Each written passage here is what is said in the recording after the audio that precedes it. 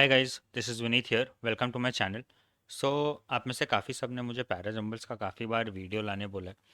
तो मैं इसमें पैराजम्बल्स का कुछ इंपॉर्टेंट बातें आपके साथ शेयर करूंगा जिससे आपको थोड़ा पैराजम्बल्स बनाने में सपोर्ट मिले। और पैराजम्बल्स में बेसिकली कुछ प्री रिक्विजिट्स है, तो मैं वो आपको पहले बता देता हूँ। थोड़े प्री रिक्विजिट्स है कि आपका रीडिंग थोड़ा अच्छा होना चाहिए। आपका रीडिंग फर्स्ट ऑफ ऑल अच्छा होना चाहिए। अगर रीडिंग ख़राब है तो आपको बहुत टाइम लगेगा पैराजंबल पहली बात तो सॉल्व करने में, तो ये अच्छा करना है। सेकंड है कि आपको लॉजिकल फ्लो सेंटेंसेस और पैराग्राफ्स का समझ में आना चाहिए। और ये कब समझ में आएगा? जब आपका रीडिंग अच्छा होगा। तो लॉजिकल फ्लो बेसिकली क्या होता है कि पहले ये हुआ हो, फिर ये होगा, फिर ये होगा। तो आप ऐसा नहीं कि आप एंड स्टेटमेंट को पहले ले लो या पहले वाले को एंड में ले लो। तो इसके लिए आपको लॉजिकल फ्लो किसी भी सेंटेंस या सेंटेंसेस का समझ में आना चाहिए। तो ये बहुत इंपॉर्टेंट है। और इसके लिए पहला प्री रिक्विजिट रीडिंग है। आप रीड करोगे, आप भले कुछ भी रीड करो, न्यूज़पेपर या कुछ भी, आपको समझ में आएगा। तो मैं आपको थोड़े पैटर्न्स बता देता हूँ और लेवल बता देता हूँ पैराजम्बल्स के। तो पैराजम्बल्स का जो लेवल होता है एग्ज़ाम वाइज, बैंक एग्ज़ाम्स के पैराजम्बल्स का लेवल काफ़ी हाई होता है कंपेयर टू एसएससी। ये आपने देखा भी होगा, एसएससी में ऐसे ये पैटर्न के पूछे जाते हैं। ये जो पैटर्न है यही पैटर्न होता है, और एसएससी में 4 ही ऑप्शंस होते हैं, तो आप एलिमिनेशन करके भी कर सकते हैं। तो मैं इस सवाल पे आऊँगा, आपको पहले समझा के थोड़ा पैराजम्बल्स के बारे में। लेवल बैंक एग्जाम्स का थोड़ा हाई होता है एसएससी से, और पीओ का क्लर्क से हाई होता है। और ये पैराजम्बल्स जो है ये जब भी आते हैं तो मिनिमम 5 क्वेश्चंस तो आते ही हैं, वो चाहे प्री में हो या मेंस में हो। तो इतने क्वेश्चंस आते ही हैं, तो आप, ऐसा भी टॉपिक नहीं है कि आप बिल्कुल ही छोड़ दो, आपको ये करना पड़ेगा। क्योंकि अच्छा खासा वेटेज है इसका, 5 क्वेश्चंस एक ही साथ आ जाते हैं। अगर आपसे बन गया तो पूरा सही होगा, और आपने गलत अगर कर दिया तो पूरा का पूरा गलत भी हो सकता है, तो रिस्क भी है इसमें। तो आपको बहुत अच्छे से ये आना चाहिए, बहुत प्रैक्टिस चाहिए इसका। आपको मेन है कि आपको फर्स्ट स्टेटमेंट और एंड स्टेटमेंट, ये दोनों का ये दोनों को परखना आना चाहिए कि फर्स्ट क्या हो सकता है और एंड। आपको 2 मार्क तो डेफिनेटली मिल जाएगा अगर ये भी आपने जान लिया तो देखते हैं ये कैसे करते हैं। और ये बैंकिंग पैटर्न होता है। बैंकिंग में सीधा ऐसे 5 स्टेटमेंट्स डाल देंगे, फिर आपसे पूछेंगे कि बताओ फर्स्ट स्टेटमेंट, फर्स्ट सेंटेंस क्या होगा, सेकंड क्या होगा, लास्ट सेंटेंस क्या होगा। तो बैंकिंग में ये वाला पैटर्न ज़्यादातर देखा जाता है, पीओ और ये सब में।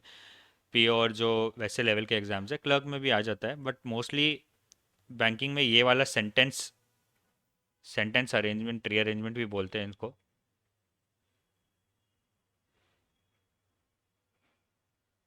तो ये सेंटेंस रीअरेंजमेंट का भी पैटर्न आता है। आपको ऑप्शंस दे देंगे और इन्हीं ऑप्शन से आपको इनको रीअरेंज करना है। तो ये वाले सवाल जो होते हैं एसएससी का जो मैंने दिखाया, और ये आपको पढ़ के नहीं, अगर आप बहुत अच्छा हो गए तो आप पढ़ के ही समझ जाओगे कि पहला कौन सा आएगा। अदरवाइज आपको ऑप्शन से करना चाहिए ये वाला, एलिमिनेशन करके। मैं बताऊंगा ये भी कैसे करना है। तो पहले कुछ कीवर्ड्स पे देख लेते हैं हम। फर्स्ट सेंटेंस जो होता है वो हमेशा टॉपिक को इंट्रोड्यूस करेगा। इंट्रोड्यूस करेगा या बैकग्राउंड प्रोवाइड करेगा। बहुत ध्यान से सुनना, बैकग्राउंड प्रोवाइड करेगा और इंट्रोड्यूस करेगा। तो आपको ये वाला स्टेटमेंट ढूंढना है पहले तो जो भी होगा। कुछ कुछ एग्जांपल्स दे देता हूँ मैं कीवर्ड्स का। In general, to begin with, initially, firstly, previously, a, and, nowadays, the. और भी ऐसे बहुत मिल जाएंगे आपको, ज़रूरी नहीं है यही हो, और भी हो सकते हैं, बट ये अगर रहा तो मोस्टली ये फर्स्ट सेंटेंस होता है। बट हाँ, ज़रूरी नहीं, ऐसा नहीं कि द बाद में नहीं आ सकता, द बाद में भी आ सकता है। बट ये आपको हेल्प कर सकता है फर्स्ट सेंटेंस ढूंढने में। मिडल सेंटेंसेस में आपको काफ़ी कुछ मिलता है, अलग अलग मिलेगा। ये कुछ कीवर्ड्स है जो मैंने लिखे हैं, ये मिडल में होता है मोस्टली। ये फर्स्ट या लास्ट सेंटेंस नहीं हो सकता। इन एडिशन, मोर ओवर, मतलब क्या हुआ कि कुछ होने के बाद एडिशनली ये हुआ, या मोर ओवर कुछ बोलने के बाद ही ये सब यूज़ किया जाता है। फर्दर, फर्दर मोर मतलब कुछ हो चुका है और फिर ये हुआ, तो ये सब मिडल में ही आएंगे। फॉर एग्जाम्पल मतलब कुछ ऑलरेडी टॉपिक का बात हो चुका है, इसके लिए उसका एग्जाम्पल दिया जा रहा है। तो ये मिडल सेंटेंसेस में ही आते हैं। और एक बात डिपेंडेंट वर्ड्स की और प्रोनाउंस की, मोस्टली फर्स्ट सेंटेंस में नहीं आता ये। ही, शी, दे, ये सब कब आता है? अगर ऑलरेडी कुछ इंट्रोड्यूस कर दिया हो। Sita is excellent in studies मान लीजिए, उसके बाद सेकंड सेंटेंस में करूँगा she is also a good cook. तो अब ये जो शी है, ये सीता को, सीता का प्रोनाउन हुआ, समझो प्रोनाउन यूज़ कर रहा हूँ अब मैं। ये सीता के लिए लिखा है शी।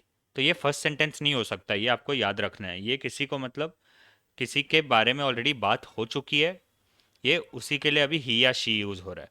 तो प्रोनाउन जब भी आए तो आपको ध्यान रखना है कि ज़रूरी ये सेंटेंस जो होगा ये मोस्टली फर्स्ट सेंटेंस नहीं होगा, ऑलरेडी किसी की बात हो चुकी होगी, उसी के लिए ये यूज़ हुआ होगा प्रोनाउन, तो ये मिडल में ही आएगा।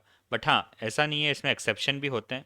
जैसे इट से स्टार्ट हो सकता है सेंटेंस, जैसे it is true that the government is planning to, it is true that Amazon is firing 9,000 more employees. तो इसका मतलब ये फर्स्ट सेंटेंस हो सकता है। क्यों ऐसा बोलेंगे? इसको हिंदी में भी आप इसको कन्वर्ट कर सकते हैं। तो ये सच है कि अमेजोन 9,000 मोर एम्प्लॉयज़ को फायर कर रहा है। इसके बाद सेंटेंसेस क्या आएंगे? रीज़न आएगा क्यों कर रहे हैं, ऑलरेडी 18,000 को कर चुके हैं, ये सब आएगा। तो ऐसे केसेस में इट भी आ सकता है। It is said that a friend in need is a friend in deed. तो इट से भी स्टार्ट हो सकता है फर्स्ट सेंटेंस। तो ये आपको ध्यान रखना है ऐसे वाले में। और otherwise he, she, they, this ऐसे आए तो ये जल्दी नहीं होता इनसे स्टार्ट। ये ध्यान में रखना कि ये मिडल ही होगा मोस्टली।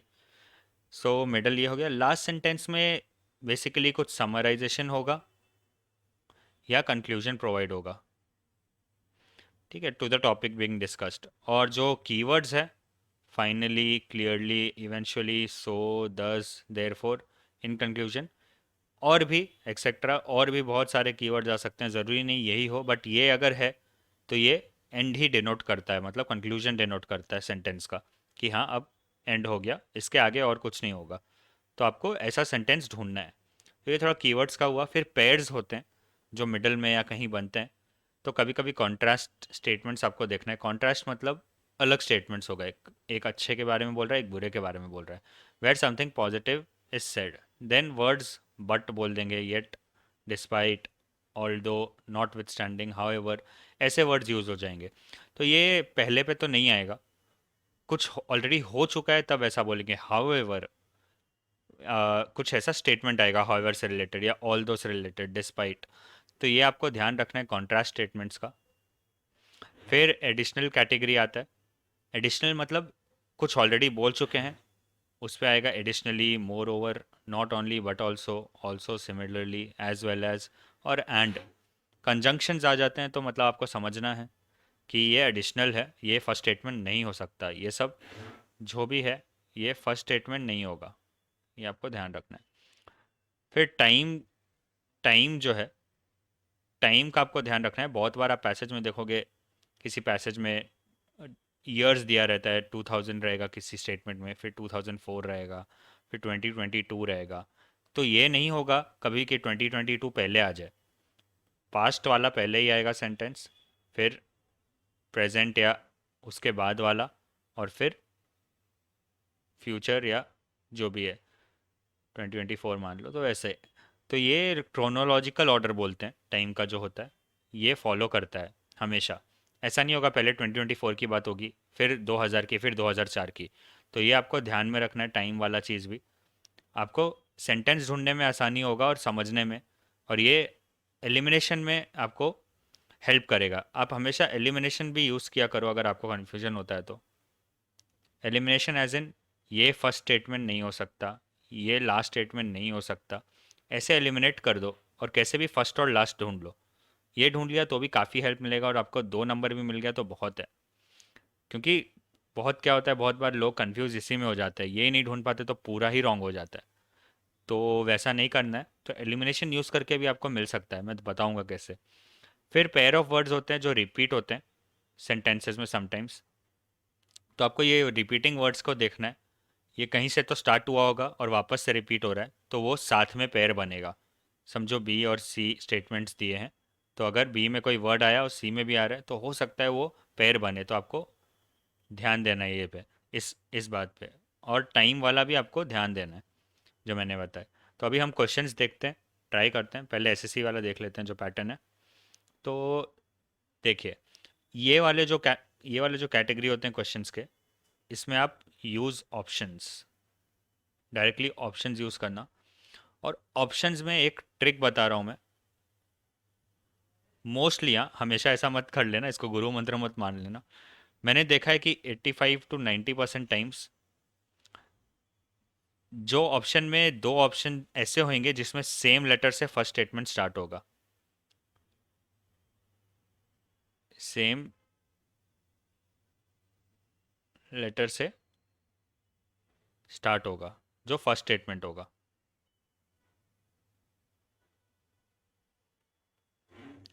तो मैं देख रहा हूँ कि ए ऑप्शन और बी ऑप्शन में बी से स्टार्ट हो रहा है, तो हो सकता है कि बी से बी ही पहला सेंटेंस हो हमारा।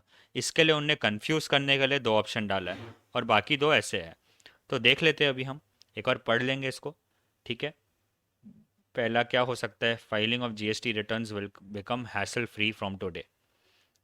बट ये कुछ तो रीज़न हुआ होगा कि आज हैसल फ्री हो रहा है, मतलब पहले कुछ तकलीफ दे रहा होगा, ये सोचना है। Central board of indirect taxes and customs has made several changes to the process of filing returns to make it simpler. ठीक है, the changes have been made keeping, तो देखिए, the चेंजेस की बात हो रही है अभी। तो इससे क्या पता चल रहा है, जैसे मैंने आपको बोला था कि अगर सेम चीज़ बार बार यूज़ हो रहा है, सेम वर्ड्स, तो वो पेयर बनते हैं। तो अब बहुत हाई चांसेस है कि सी या डी पेयर बने या बी या सी पेयर बने, बट हमें अभी चेक करना है ये चीज़।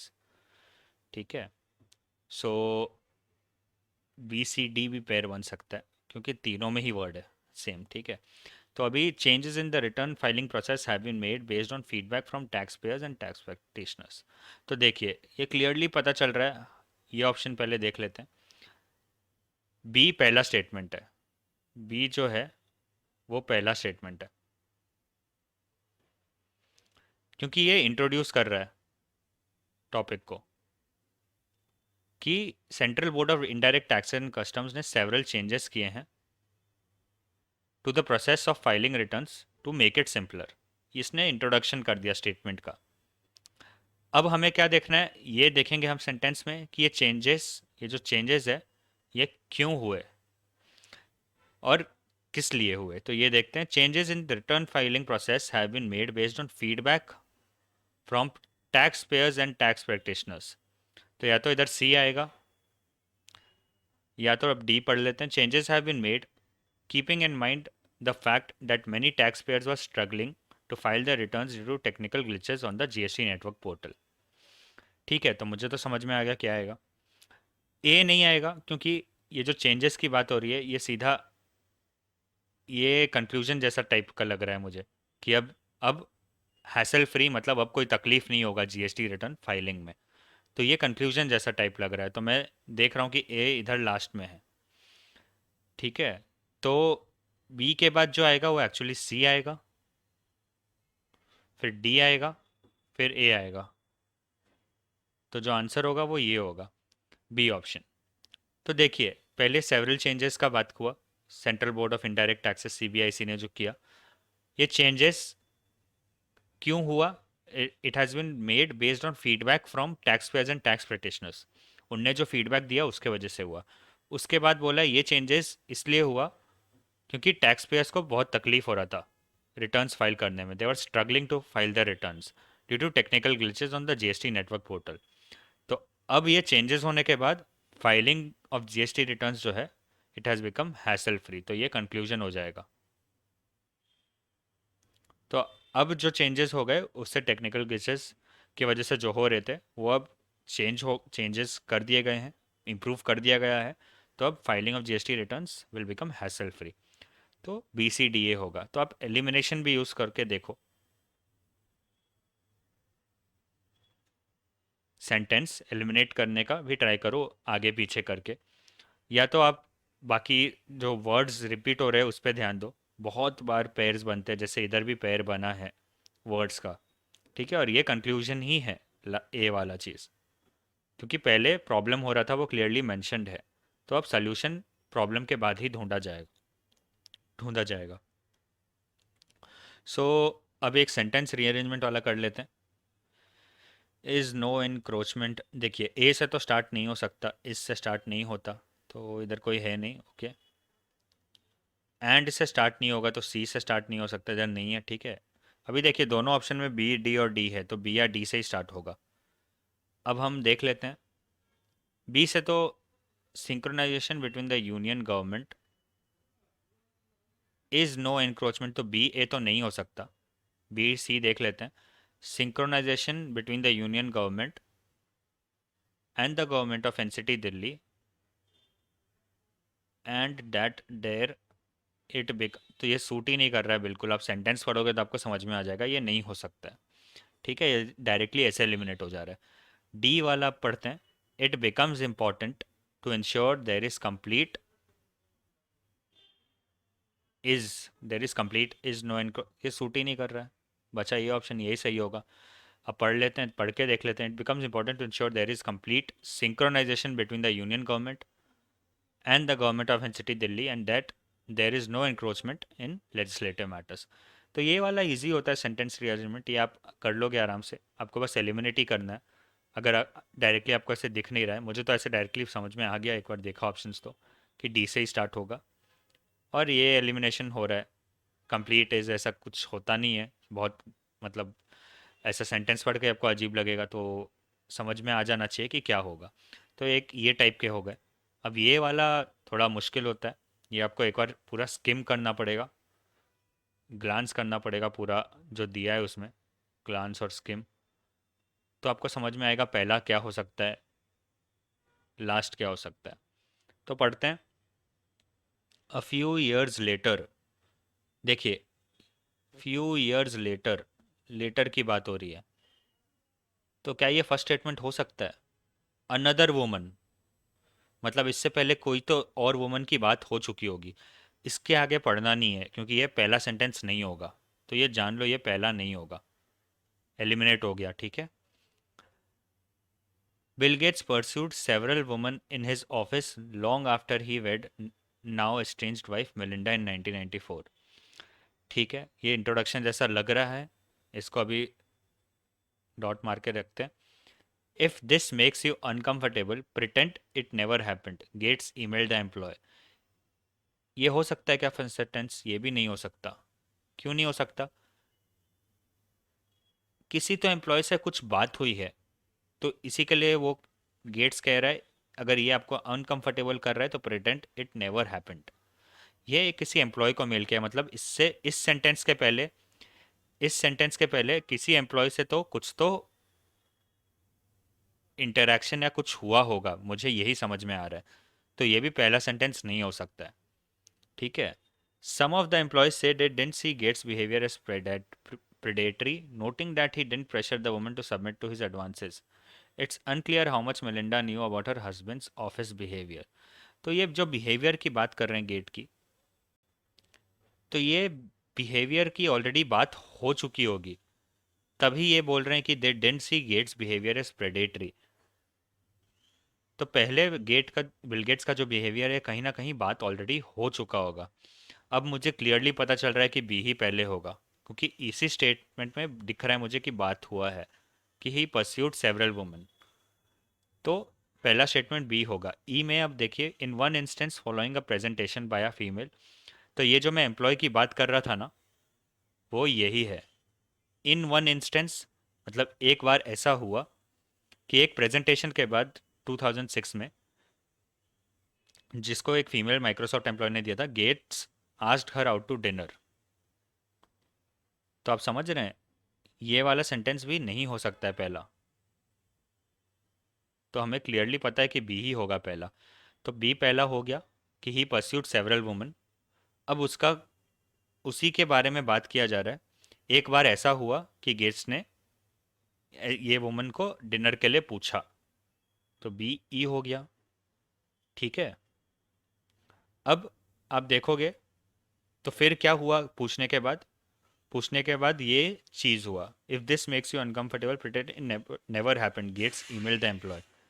अगर अनकंफर्टेबल हो रही हो तो प्रिटेंड दिस नेवर हैपेंड, ऐसा गेट्स ने ईमेल किया था एम्प्लॉय को। इसी एम्प्लॉय की बात हो रही है, क्योंकि ऑलरेडी ये फीमेल एम्प्लॉय इंट्रोड्यूस हो चुकी है, तो सी आ जाएगा। ठीक है। अब ये होने के बाद अ फ्यू ईयर्स लेटर, इसके बाद थोड़े सालों बाद एक दूसरी वुमन आई, एक दूसरी वुमन को भी who work for Gates philanthropic foundation, उनने भी यही बोला कि he asked her out during a work trip to New York. तो क्लियरली ए आ जाएगा, क्योंकि ई सी और ए सेम टॉपिक के बारे में ही बात कर रहा है। किसी फीमेल को अप्रोच जैसे किया बिल गेट्स ने, ये बेसिकली एक ही टॉपिक पे बात हो रहा है। तो ये एक पेयर बन गया। ठीक है। और जो बचा वो डी बचा। ये सब होने के बाद जो कंक्लूजन बोल रहे हैं, ये तो कुछ एम्प्लॉयज़ की बात हुई, और बाकी जो एम्प्लॉयज़ है वो बोल रहे हैं, सम ऑफ द एम्प्लॉयज़ से they didn't see Gates behaviour as predatory, noting that he didn't pressure the woman to submit to his advances. It's ये अनक्लियर है अब, मेलिंडा जो उनकी एस्ट्रेंज्ड वाइफ थी पहले, उनको कितना पता था उनके हस्बैंड के ऑफिस बिहेवियर के बारे में। तो ये अनक्लियर है, ये पता नहीं हमें। तो ये मिल गया हमें, यही होगा। तो आपको एक लॉजिकल फ्लो देखना है, हमेशा कुछ ना कुछ लॉजिकल फ्लो रहेगा। हाँ, मैं मानता हूँ कभी कभी पैराजम्बल्स काफ़ी टफ आते हैं, तब आपको नहीं समझ में आ रहा है तो it is advisable to skip it. 5 number में और 5 नंबर खो देना और साथ में नेगेटिव भी कर देना बहुत बड़ा लॉस है। तो इट इज़ एडवाइजेबल कि आप स्किप कर दो। अगर 20 भी आ रहा है तो ठीक है, इंग्लिश में कोई प्रॉब्लम नहीं है। प्रीलिम की बात कर रहा हूँ मैं। बाकी मेंस में तो एनीवे आप कर सकते हो, बाकी सब जगह मार्क्स स्कोर कर सकते हो। तो अगर बहुत टफ लग रहा है तो आप स्किप कर दो, क्योंकि इसमें टाइम भी जाता है अच्छा खासा। तो शुरू में तो मैं पैराजंबल इसके लिए कभी नहीं बोलता करने। पैराजंबल करो तो एंड में ही करो। आरसी और पैराजंबल पहले जितने मार्क्स ले सकते हो वो उठा लो पेपर से। तो ये कुछ पैराजंबल्स के बारे में मुझे बताना था। आई होप इससे आपको कुछ हेल्प मिलेगा। अगर आपको इसके इस टॉपिक पे और भी कुछ डाउट होगा तो आप मुझसे कमेंट में पूछ लेना। एंड अगर मेरा चैनल सब्सक्राइब नहीं किया तो सब्सक्राइब कर लेना, so that you don't miss out on any strategy and any updates. And keep preparing. Thank you.